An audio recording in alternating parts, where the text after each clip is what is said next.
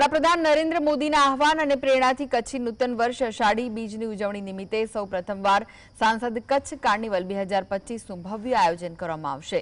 આ કાર્નિવલ ભુજના હૃદય સમા હમીરસર સરોવર કાંઠે 27મી જૂનના સાંજે 6 વાગ્યાથી શરૂ થશે। અષાઢી બીજના દિવસે સાંસદ કચ્છ કાર્નિવલ યોજાશે, જેમાં 50 જેટલી અલગ અલગ કૃતિઓ રજૂ કરવામાં આવશે। ઓપરેશન સિંદૂર અને કચ્છિયતનો પરિચય કરાવતી ઝાંખી રજૂ કરવામાં આવશે।